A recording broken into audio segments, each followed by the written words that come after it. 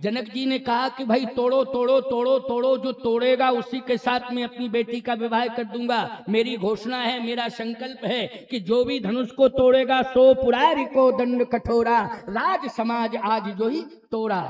और जो भी धनुष को तोड़ेगा मैं फिर घोषणा करता हूं। जनक जी कह रहे सो पुरारी को, सो पुरारी को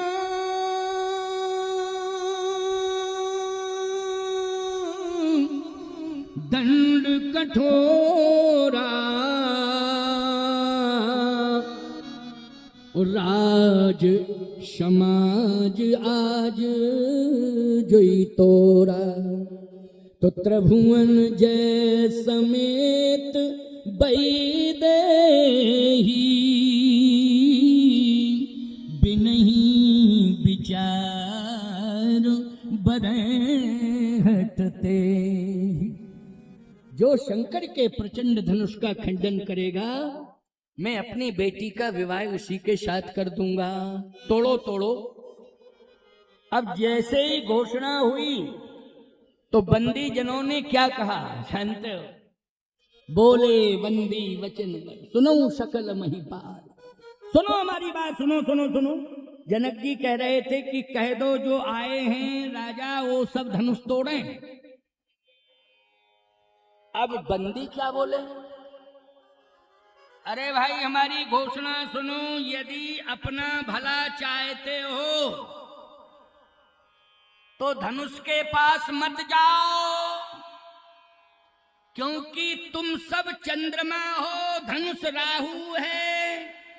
इसलिए नियम यह है कि राहु ही चंद्रमा के पास जाता है और चंद्रमा खुद ही पहुंच जाए राहु के पास। तो ये तो विडंबना ही विडंबना है।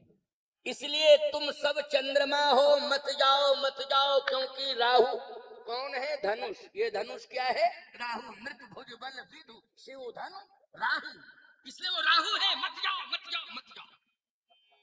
लेकिन क्या बतावें, ये चंद्रमा है नहीं, ये तो मेकअप नकली चंद्रमा बैठे हैं सब। क्यों भाई, नकली चंद्रमा, असली नहीं है, ये नकली चंद्रमा है। क्योंकि जब देखा इन्होंने सब चकोरे बन गए तो कहा हम ही चंद्रमा बने जाते हैं, हम ही चंद्रमा बने जाते हैं। जैसे कालनेम साधु नहीं है लेकिन कहता हम साधु बने जाते हैं, कपट मुनि साधु नहीं है कहता हम साधु बने जाते हैं। ऐसे ही रावण साधु नहीं है लेकिन कहता है कि सीता हरण के लिए हम साधु बने जाते हैं। ऐसे ही ये जो है चंद्रमा बन गए, चंद्रमा है नहीं लेकिन बन गए सब चंद्रमा, नकली चंद्रमा, असली चंद्रमा नहीं है। क्या है, अगर असली चंद्रमा होते तो बोलो भाई राहु के पास नहीं जाते। नियम तो यही है कि असली चंद्रमा के पास राहु स्वयं चल के जाता है, कभी चंद्रमा राहु के पास नहीं जाता है। लेकिन ये नकली चंद्रमा है, सब सब जा रहे हैं, क्योंकि राहु के पास जब जान रहे हैं कि धनुष राहु की भूमिका में है, नहीं जाना चाहिए, क्योंकि जाऊंगा तो निश्चित रूप से विडंबना भोगूंगा, जाऊंगा तो विडंबना भोगूंगा। लेकिन नहीं मान रहे हैं, जा रहे हैं। आप कहोगे महाराज जी धनुष तो शिव धनुष है और दधीच का धनुष है, महात्मा दधीच का धनुष है और ये शिव धनुष है, तो ये बीच में राहु कहां से बन गया? ये मिथिला में राहु निप भुजबल विदु शिवधनु राहु गरु कठोर विदित सब काहू, यहां आकर के ये राहु बन गया। ये तो शिव का धनुष, ये महात्मा दधीच का धनुष, लेकिन ये राहु, सावधान, ये धनुष धनुष है लेकिन ये राहु नहीं था, इस पर राहु आके बैठ गया। आप कहोगे महाराज राहु कहां से आके बैठ गया? अच्छा एक बात बताओ, सब जानते हो इस कथा को, ये ग्रह नमक ग्रह किसके अंडर में है? रावण के। बोलो रावण के अंडर में है ना। देवता भी डरते हैं और इन ग्रहों को तो पकड़ लिया उसने। और सब जानते हैं कि राहु को भी उसने अपने अधीन कर लिया है, राहु को भी अपने अधीन कर लिया है। जब ये मिथिला में आया तो याद रखना इसने देखा कि मैं सफल नहीं होऊंगा, क्योंकि बाणासुर को लेकर के आया था मिथिला में। किसको लेके आया था अपने साथ में सहयोगी बना के? बाणासुर को। जब बाणासुर को लेकर के आया और इसने देखा कि हम सफल नहीं हो पाएंगे, क्यों? जैसे ही धनुष की ओर देखा तो भगवान शिव का दर्शन हो गया और भगवान शिव ने कहा, रावण यदि तूने धनुष छू लिया तो आज मैं तीसरा नेत्र खोल दूंगा, तेरा संहार हो जाएगा, तू भस्मीभूत हो जाएगा, आज तू मेरा कोप भाजन बन जाएगा। क्योंकि तुझे मालूम नहीं है कि सीता मेरी माँ है, सीता मेरी माँ है। जैसे नारद जी को कल बचाया था ना, क्योंकि विश्व मोहिनी अर्थात विश्व को मोहित करने वाली कौन? माया, भगवान की माया। और भगवान माया पति हैं और माया के साथ विवाह करना चाहते थे नारद। तो भगवान ने यही तो कहा कि नारद तुम मुझे क्या मानते हो? कहा पिता परम पिता आप हैं मेरे। तो कहा कि एक बात बताओ, तुम माया को क्या मानते हो? नारद जी बोले माया मेरी माता है, क्योंकि आपने वर्ण किया है माया का, तो मेरी माता है। का विश्व मोहिनी का अर्थ क्या होता है? विश्व मानी संसार, मोहिनी मानी मोहित करने वाली, अर्थात मेरी माया। तो वही तो माया है जिसके साथ तुम विवाह करना चाहते थे, वो तुम्हारी कौन होती है? कहा माता। नारद जी बोले कान पकड़ रहा हूं, क्षमा करो, गलती हो गई, बहुत बड़ी भूल हो गई, क्योंकि ये माया भगवान की वर्णी है, इसलिए भगवान का नाम है मायापति। ठीक इसी प्रकार से भगवान शिव ने कहा कि वैदेही सीता जानकी मैथिली मेरी मां है, और यदि तूने अपने भुजाओं के बल पर धनुष को खंडित कर दिया तो याद रखना तू मेरा कोप भाजन बन जाएगा। तूने कैलाश पर्वत को उठा लिया भुजाओं के बल पर, मैंने क्षमा कर दिया तुझे, लेकिन आज तू धनुष को उठाएगा, खंड खंड करेगा तो मैं तुझे भस्मीभूत कर दूंगा, खबरदार। रावण ने बाणासुर से कहा कि भैया मरने नहीं आए, विवाह कराने आए कि मरने आए? चलो वापस चलो, वापस चलो। बाणासुर बोला कि तुम चले जाओ, हम चले जाएं, लेकिन कोई ना कोई तो तोड़ेगा, और बदनामी ये होगी कि रावण बाणासुर नहीं तोड़ पाए और ऐरा गहरा नथु खैरा ने किसी ने तोड़ दिया, तो बदनामी मिलेगी कि नहीं? रावण बोला ऐसा इंतजाम करके जाएंगे कि कोई छू नहीं पाएगा, तोड़ने की बात छोड़ो, कोई छू नहीं पाएगा। बाणासुर ने कहा क्या इंतजाम है? बोले मैं राहु को बुलाता हूं, वो आदेश देता हूं कि तू रक्षा कर धनुष की, धनुष को कोई छू ना पावे, तोड़ ना पावे। राहु को आदेश मिला, राहु तुरंत आ गया। आदेश यह है कि ये धनुष यज्ञ का कार्यक्रम है और इसमें धनुष टूटने की बात बार बार कही जा रही है, लेकिन मैं किसी कंडीशन के कारण नहीं तोड़ पा रहा हूं और मैं वापस जा रहा हूं, लेकिन कोई तोड़ने ना पावे ये भी शर्त है मेरी और ये भी प्रतिज्ञा है, और तुझे मैं आदेश देता हूं कि कोई तोड़ ना पावे। तो राहु बोला कि हम हमेशा रहेंगे क्या, रखाते रहेंगे इसको हमेशा ही? कहे नहीं, प्रोग्राम जब तक चलेगा तब तक तुम रहना, और जैसे ही प्रोग्राम कैंसिल हो तो लंका आ जाना। तो राहु बोला ये पता कैसे चलेगा कि प्रोग्राम कैंसिल हो गया है? ये पता तो चलना चाहिए। रावण ने कहा कि जिसने प्रोग्राम आहूत किया है वही कैंसिल की घोषणा करेगा। तो राहु बोला हमें ये भी पता नहीं कि ये प्रोग्राम किसने आहूत किया है। रावण ने कहा ये प्रोग्राम महाराज जनक ने आहूत किया है, इसलिए जनक जी ही ये घोषणा करेंगे प्रोग्राम कैंसिल, अपने अपने घर जाओ। तो तुरंत तुम लंका आ जाना, लंका आ जाना वापस। राहु बोला ठीक। अब राहु वहां चक्कर काटने लगा। नृप भुज बल विधु शिव धनु राहु, गरु कठोर विदित सब काहू। दीप दीप के भूपति नाना, आए हैं पन आए हैं जो हम पन ठाना। मैंने जो प्रण ठाना है उस प्रण को सुन करके दीप दीप के राजा आए हैं। जनक जी ने कहा भीड़ बहुत है, कई हजार इकट्ठे हैं, जिसमें हजारों हजार, 10,000 नहीं बहुत ज्यादा थे, 10,000 से तो बहुत ज्यादा थे, लेकिन 10,000 तो ये महानालायक थे, जो बिल्कुल छटे छटाए क्लियर।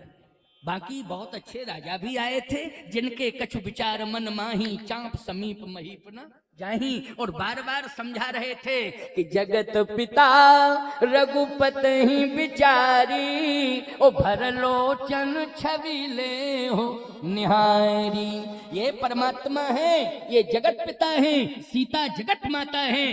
दर्शन कर लो, अपने दुर्भाग्य को सौभाग्य में बदल लो, अपने दुर्भाग्य को सौभाग्य में बदल लो, दर्शन कर लो। लेकिन जो 10,000 हैं वो कौन हैं? बोले महानालायक हैं, महामूर्ख हैं।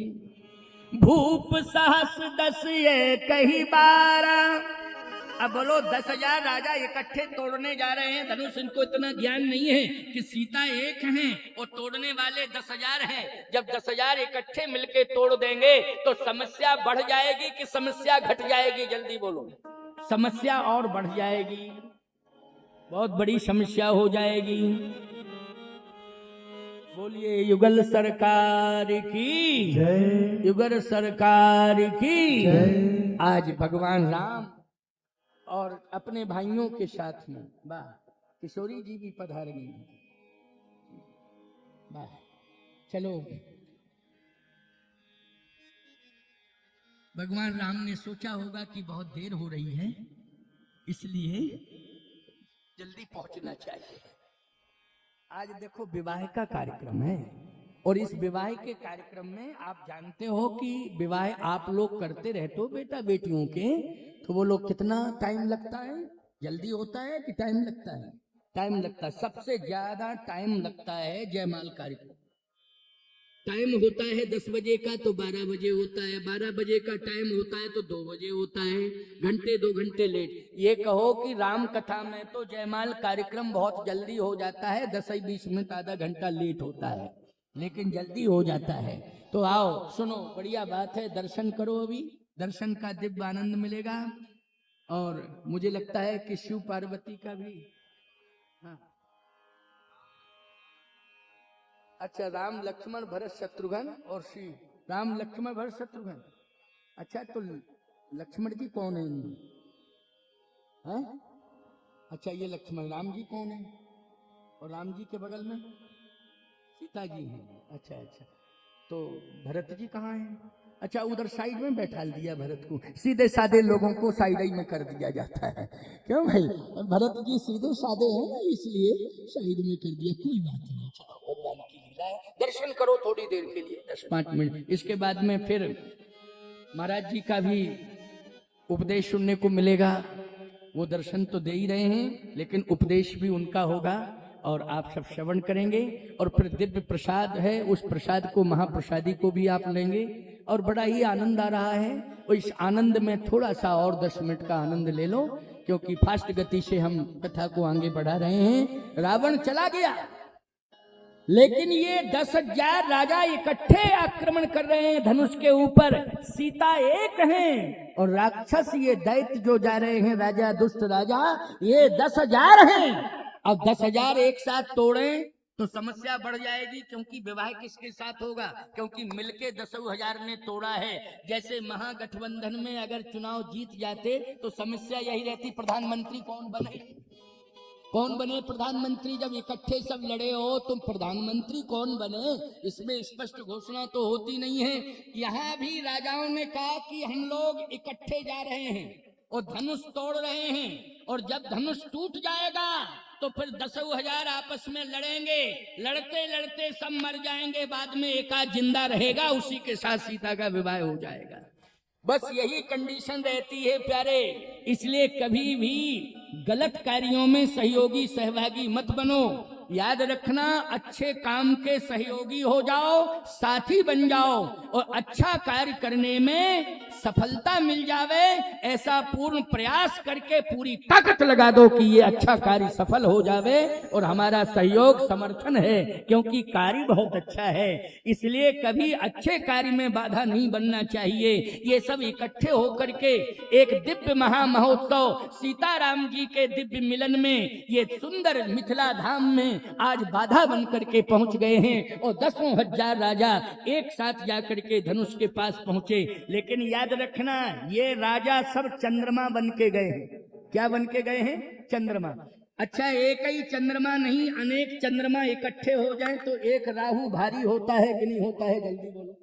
एक राहु भारी हो जाता है, याद रखना। चाहे जितने अनंत रूप चंद्रमा धारण कर ले, लेकिन राहु के आगे उसे कष्ट उठाना ही पड़ता है, पराजित होना ही पड़ता है। इसलिए ये 10,000 जो है चंद्रमा बन के पहुंच गए, लेकिन एक राहु, याद रखना, उसने सफल नहीं होने दिया। बोलो भाई, सफल नहीं होने दिया उस एक राहु ने।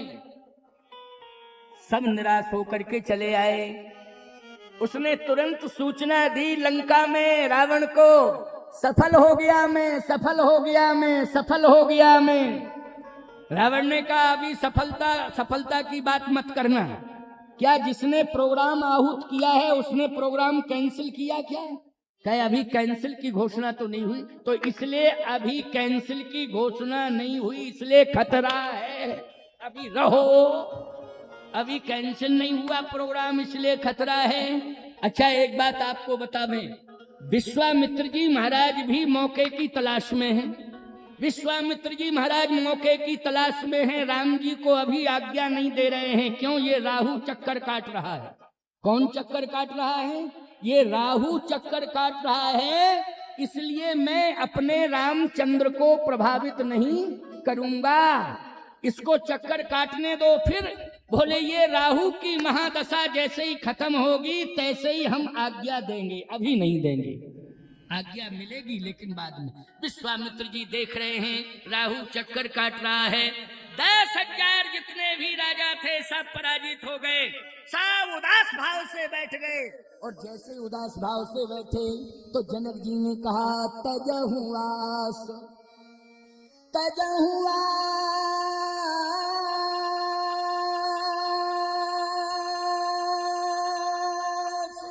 निज निज ग्रही जाहू, लिखा न विधि वैदेही विवाह। जाओ अपने अपने घर, विधाता ने मेरी बेटी वैदेही का विवाह भाग्य में नहीं लिखा है, इसलिए जाओ अपने अपने घर। राहु ने कहा ये घोषणा तो जनक जी कर रहे हैं, तजहु आस निज निज ग्रह जाहू। फिर उसने एक बार सुना प्रयास करके कि कहीं एक सुनने में गलती तो नहीं हो रही। जनक जी ने फिर कहा क्यों बैठे हो? मैं बार बार कह रहा हूं तजहु आस निज निज ग्रह जाहू, लिखा न विधि वैदेही विवाहू। तो तजहु आस निज निज ग्रह जाहू, तो धनुष छोड़ के भगो राहु। और जैसे ही राहु भगा तो विश्वामित्र समय शुभ जानी, और बोले अति सनेई मैं बानी। उठहु राम भंजौ भव चापा। राम उठो उठो उठो। एकदम मुहूर्त पवित्र आ गया, अनुकूलता आ गई, राहु चला गया, एकदम माहौल मंगलमय हो गया। अब विलंब मत करो, जल्दी उठो। उठहु राम भंजौ भव चापा, मेटहु तात जनक परितापा। तो गुरु ही प्रणाम मन ही मन कीना, और सही जई चले सकल जग स्वामी। मनोह मत वर कुंजर गामी, सहजई चले सकल जग स्वामी। भगवान बिल्कुल सहज भाव से चल रहे हैं, क्योंकि राम जी पर न राहु का कहीं कोई प्रभाव पड़ता, न केतु का प्रभाव पड़ता है, और न रावण का प्रभाव, न राक्षसों का प्रभाव। भगवान राम तो केवल राम है, राम समान राम निगम कहें। राम के समान तो राम ही है, दूसरा कोई है ही नहीं। इसलिए जैसे ही गुरुदेव ने आज्ञा दी तो सहज ही चले सकल जग स्वामी। कोई प्रभाव नहीं पड़ा कि कौन है, क्या है, किसने क्या कहा, कौन क्या कर रहा है, क्या होगा, क्या सोच करके कौन बैठा है। भगवान ने कुछ सोचा ही नहीं। गुरुदेव ने आज्ञा दी, बस प्रणाम किया, सहज ही चले सकल जग स्वामी। जैसे ही चलने लगे तो जो राजा थे, असफल राजा, वो राजा गए नहीं थे, केवल राहु खिसक गया, चला गया राहु, लेकिन राजा बैठे रहे। अब जब राजा बैठे रहे तो सावधानी से सुनना मेरी बात को, बहुत महत्वपूर्ण बात है। सहज भाव से भगवान जा रहे, धनुष के पास पहुंचे, और जैसे ही धनुष के पास पहुंचे तो दाहिन दियो पिनाक तो समिट के भयो मनाक। भगवान ने जैसे ही परिक्रमा की, तो परिक्रमा धनुष की कर रहे हैं भगवान। ये राजा परिक्रमा नहीं कर रहे थे, ये राजा अकड़ मकड़ के जा रहे थे, अभिमान लेकर के जा रहे थे। लेकिन राम जी सामर्थ्यवान हैं, प्रभु राम अखिल ब्रह्मांड नायक हैं प्रभु राम, लेकिन कितने विनम्र हैं। दाहिन दियो पिनाक तो समिट के भयो मनाक। तुलसीदास जी लिख रहे हैं, तुलसीदास जी महाराज ने कहा दाहिन दियो पिनाक तो समिट के भयो मनाक। धनुष एकदम राम जी को देख के छोटा हो गया, सिकुड़ गया मनी छोटा हो गया, एकदम छोटा। राजाओं ने कहा जादूगर है, जादूगर है, ये जादूगर है, इसने कोई जादू कर दिया, देखो ये छोटा हो गया। अब प्यारे जैसे छोटा हुआ तो भगवान ने कहा नहीं, डरो मत, डरो मत, मेरा काम जोड़ने का है, मेरा काम तोड़ने का नहीं है। लेकिन आज मैं गुरुदेव की आज्ञा लेकर के आया हूं, और गुरुदेव ने कहा है कि राम उठो, राम भंजाओ भव चापा, राम धनुष को तोड़ो, ये गुरुदेव की आज्ञा है। लेकिन मैं वचन देता हूं कि आज मैं गुरुदेव की आज्ञा से तुझे तोड़ूंगा, लेकिन अभी तक तू मिथिला में रहा, लेकिन अब मैं तोड़ने के बाद तुझे सीधा बैकुंठ भेज दूंगा। तू मेरा पार्षद बन करके रहेगा बैकुंठ में, मैं भेजूंगा, लेकिन डरो मत। धनुष ने कहा डर नहीं रहा हूं प्रभु। फिर आप आए तो मैं प्रणाम कर रहा था आपको। क्या कर रहा था? प्रणाम कर रहा था। अच्छा एक बात बताओ, प्रणाम करने वाला व्यक्ति बड़ा मानता अपने को कि छोटा मानता है? जल्दी बोलो, छोटा मानता है कि नहीं? छोटा मानता है। जैसे ही प्रणाम कोई करता है तो उसका सिर झुक जाता है, हाथ जुड़ जाते हैं और कमर झुक जाती है। क्यों भाई? यही क्रिया होती, यही प्रक्रिया प्रतिक्रिया होती कि नहीं होती? झुक जाता है। तो धनुष बोला कि मैं डर नहीं रहा था, आप पधारे तो मैं आपको प्रणाम कर रहा था, इसलिए दाहिन दियो पिनाक तो समिट के भयो मनाक। भगवान ने कहा अच्छा अच्छा ठीक है, प्रणाम कर रहे थे तो कोई बात नहीं, मैं अभी तोड़ के सीधा बैकुंठ भेजता हूं।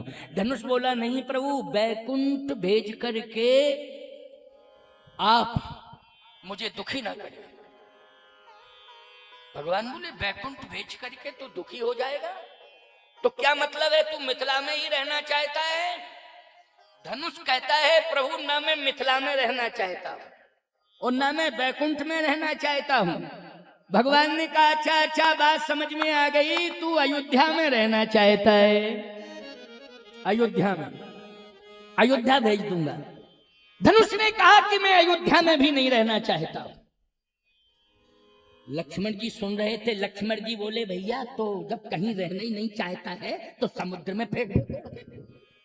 जब कहीं रहना ही नहीं चाहता, बैकुंठ में नहीं रहना चाहता है, ना मिथिला में रहना चाहता, ना अयोध्या में रहना चाहता है, तो एक ही उपाय है कि तो फेंको समुद्र में चला जाए।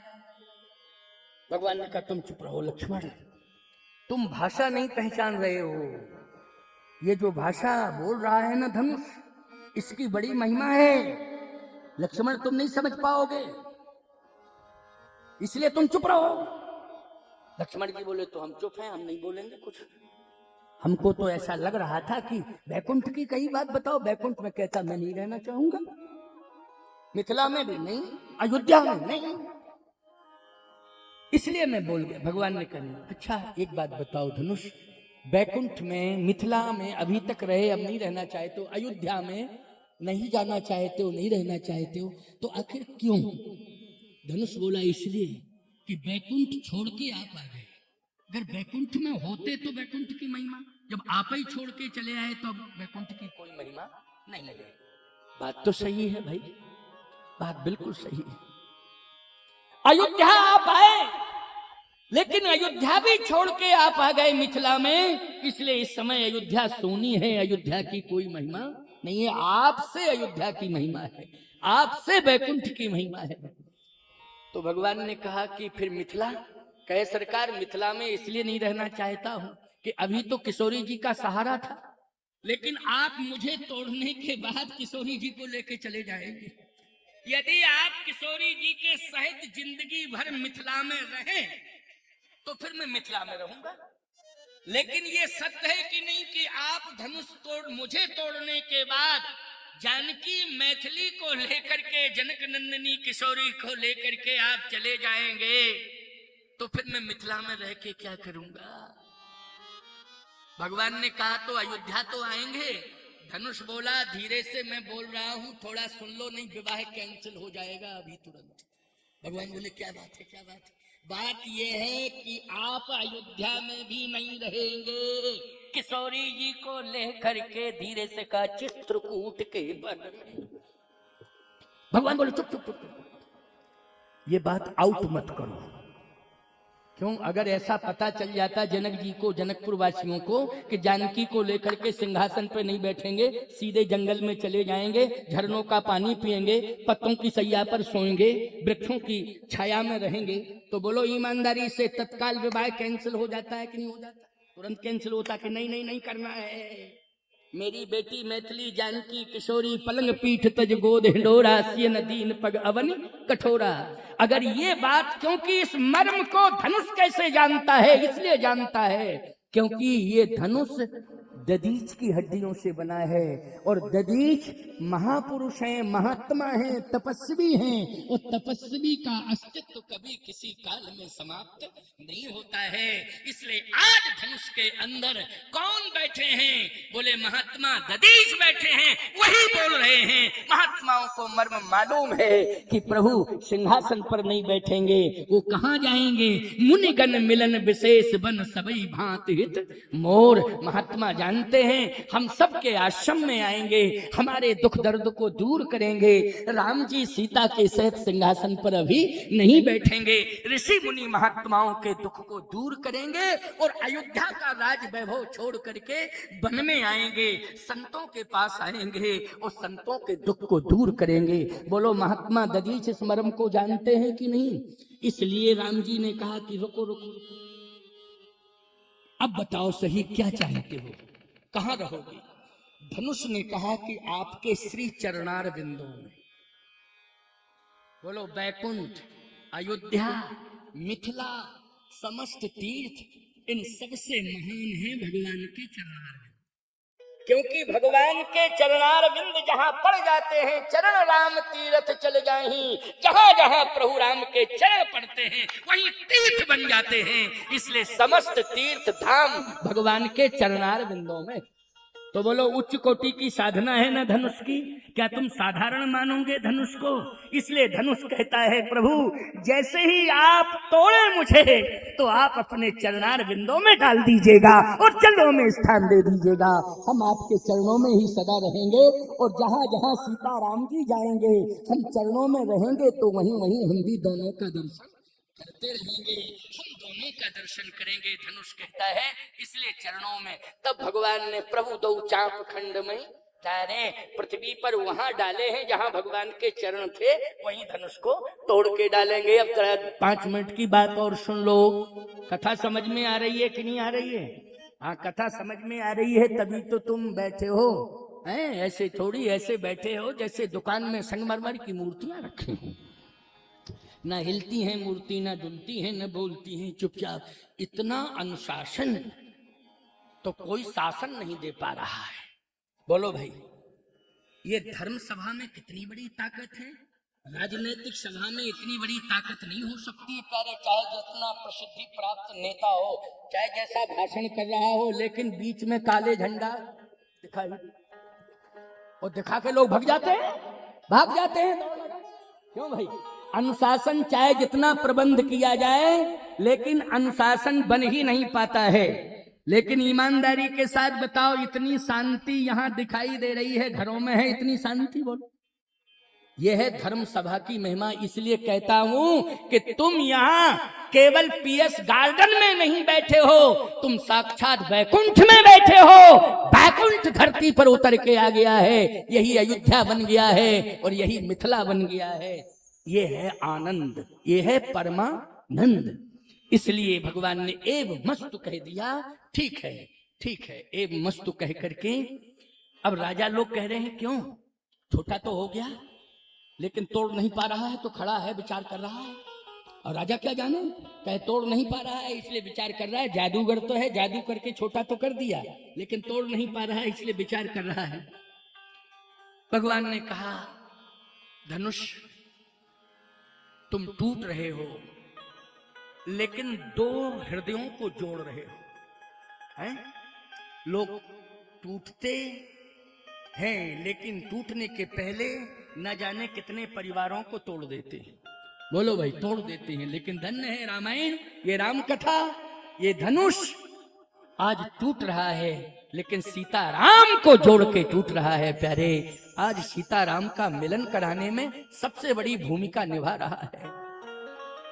इसलिए संत संत होते हैं, संत जीवंत अवस्था में हैं तब भी दर्शनीय हैं, और संत यदि ब्रह्मलीन हैं तब भी संत जो है उपयोगी हैं, तब भी संत हमारे लिए आधार हैं, तब भी संत हमारे लिए परवर दिगार से मिलाने वाले हैं, माध्यम हैं। इसलिए संतों को हमें साधारण रूप में नहीं लेना चाहिए। जो संत साकेतवासी हो गए, वैकुंठवासी हो गए, ब्रह्मलीन हो गए, याद रखना कहीं ना कहीं उनकी ऊर्जा काम कर रही है। बोलो, कर रही है ना?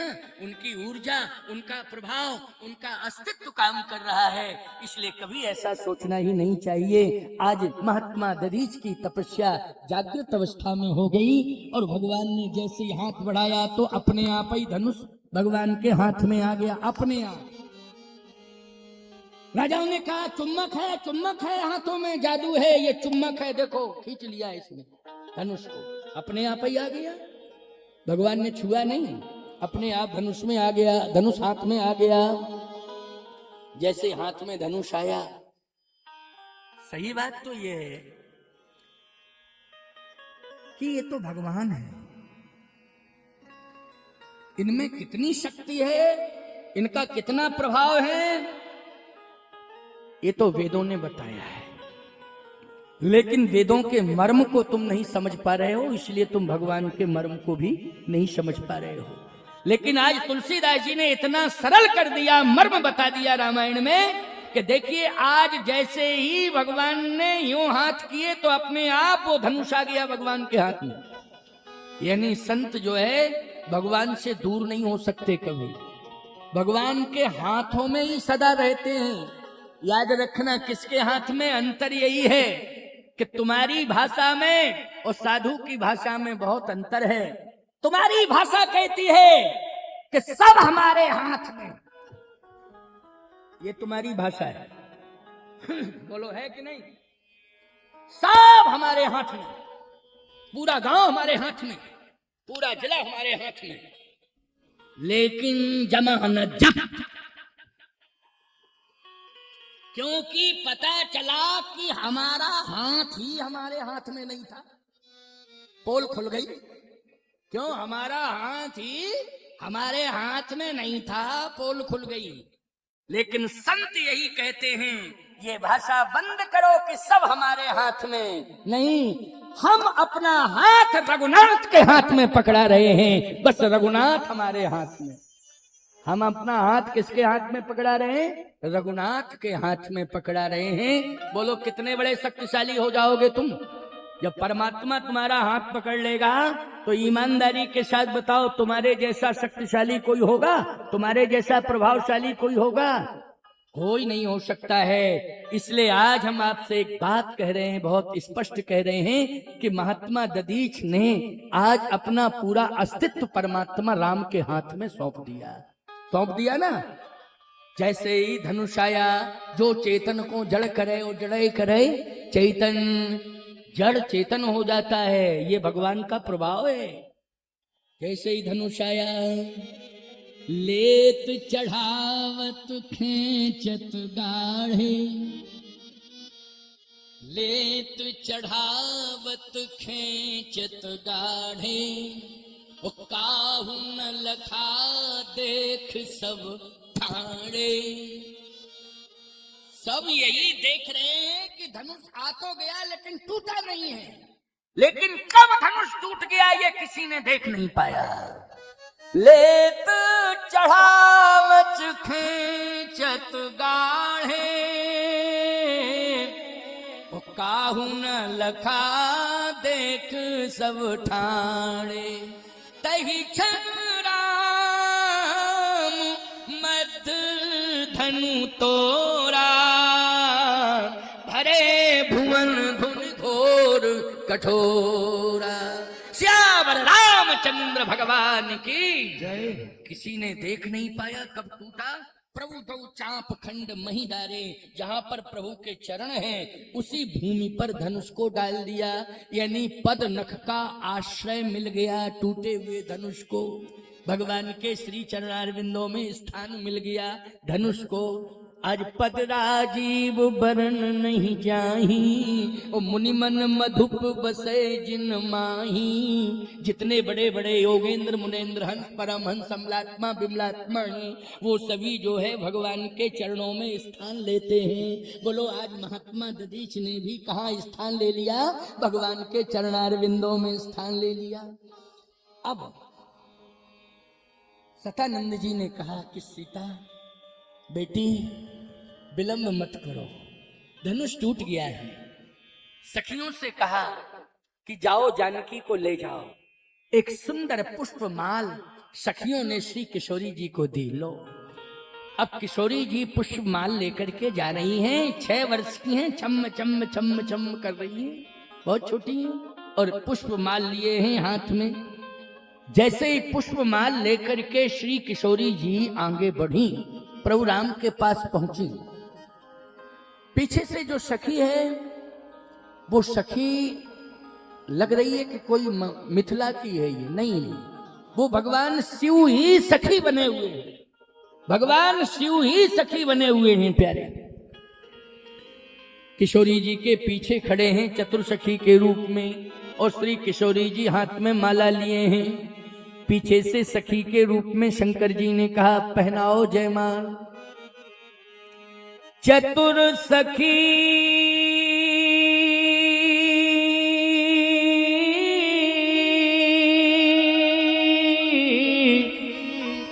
लख कहा बुझाई,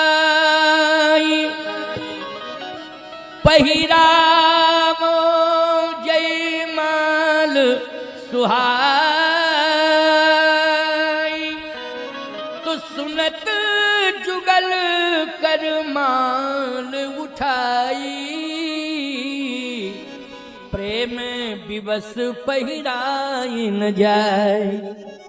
श्री किशोरी जी ने जैसे ही माला उठाई, लेकिन पहना नहीं पा रही है। अच्छा, क्यों नहीं पहना पा रही है? क्योंकि भगवान राम 15 वर्ष के हैं और थोड़ा सा झुके तो किशोरी जी पहनाने में सफल हो जाते, लेकिन नहीं पहना पा रही है। तब तक एक सखी पीछे से बोलने लगी, किशोरी जी ठीक है, जल्दी माला मत पहना, क्योंकि धनुष तोड़ने में जिस तरह से ललचाया था, जयमाल पहनाने में उसी तरह ललचाओ तुम।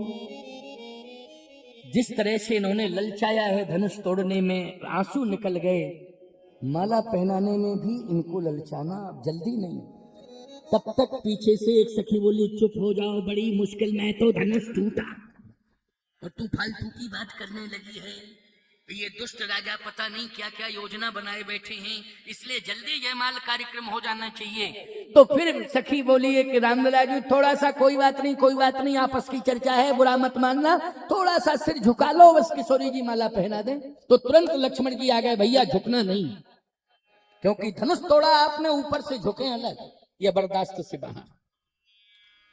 राम जी सोचे मन ही मन में, इसको बीच में बोलने की क्या जरूरत थी, लेकिन ये बीच में बोल पड़ा। अब देखो इतना बढ़िया गोल्डन चांस आया था, लेकिन ये बीच में बोल गया। अब यदि हम झुकते हैं तो सारी दुनिया यही कहेगी कि विवाह नहीं हो रहा था, इसलिए गर्ज में विवाह हुआ। तो झुकना पड़ा और माला पहननी पड़ी, क्योंकि भैया कह रहा है कि झुकना नहीं।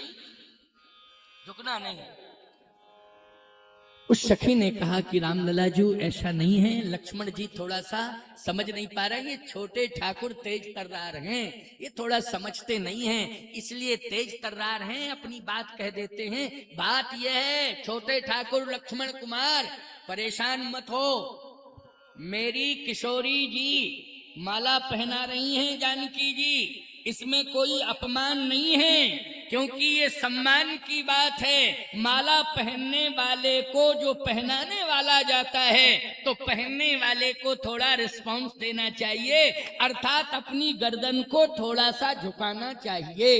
इसलिए ये बार बार निवेदन किया जा रहा है, इसमें शर्म मत करो, रामलला जी थोड़ा सा सिर झुका लो। लक्ष्मण जी ने कहा भैया इन बातों में मत आना, इज्जत का सवाल है। अब भगवान खड़े हैं। विश्वामित्र जी महाराज ने देखा कि मामला जो है और गंभीर होता जा रहा है, तो तुरंत कहा लक्ष्मण इधर आओ।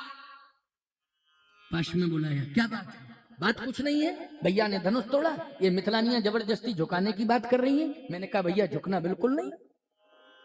अरे मिथिलानियां कह रही हैं और राम जी से कह रही हैं, चलो ठीक है राम जी को नहीं झुकना चाहिए, यही भाव है ना। हाँ, लक्ष्मण जी बोले गुरुदेव यही तो भाव है, प्रभु राम को झुकना नहीं चाहिए, लेकिन तुम्हें तो झुकना चाहिए। तो लक्ष्मण जी बोले हमारे झुकने से जयमाल हमें थोड़ी पहननी है, भैया को पहननी है, हमारे झुकने से क्या फायदा। नहीं नहीं, भैया ने धनुष तोड़ा, विश्व विजयी हो गए, त्रिभुवन ने देखा, देवताओं ने स्वर्ग से पुष्पों की वर्षा की, और महात्मा नृत्य कर रहे हैं, खुशियां मना रहे हैं। तो ऐसी कंडीशन में तुम्हें भैया का वंदन अभिनंदन करना चाहिए था, लक्ष्मण की नहीं। लक्ष्मण जी बोले करना चाहिए था, लेकिन तुमने अभी तक किया। सीधे चरणों में गिर जाते, भैया वंदन है अभिनंदन है, आपकी जय हो, आपकी जय हो, वंदन है अभिनंदन, ये कहना चाहिए था, झुकना चाहिए था, लेकिन अभी तक तुम अकड़े मकड़े खड़े हो। लक्ष्मण जी बोले तो भूल हो गई। विश्वामित्र जी बोले सुधार करो। जैसे ही लक्ष्मण जी भैया भैया कह करके प्रभु राम के पास गए, वो साष्टांग प्रणिपात किए। विश्वामित्र जी ने कहा तुम्हारा छोटा भाई राम वंदन अभिनंदन कर रहा है, इसलिए अब विलंब मत करो, अपने भाई को उठा लो, हृदय से लगा लो। और जैसे ही राम जी झुक के लक्ष्मण जी को उठाने लगे, सतानंद जी ने कहा गोल्डन चांस है, जयमाल डाल दो।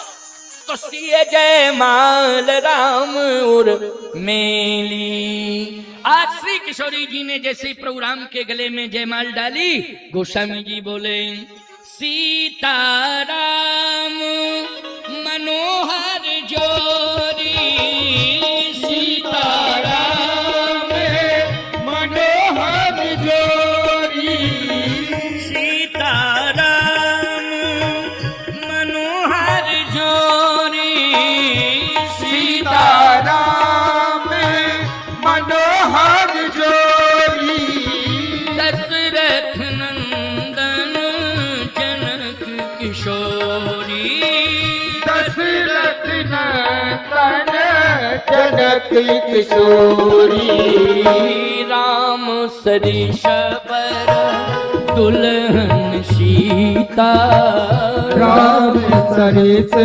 बर दुल्हन सीता, समधी दशरथ जनक पुनीता, समधी दशरथ जनक पुनीता, सियावर सियावर पुकारा करेंगे, सियावर सियावर पुकारा करेंगे, मिथिला अवध में गुजारा करेंगे, मिथिलावत में गुजारा करेंगे।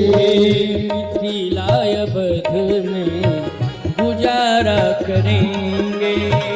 मिथिलावत में गुजारा करेंगे। सीताराम जय सीताराम।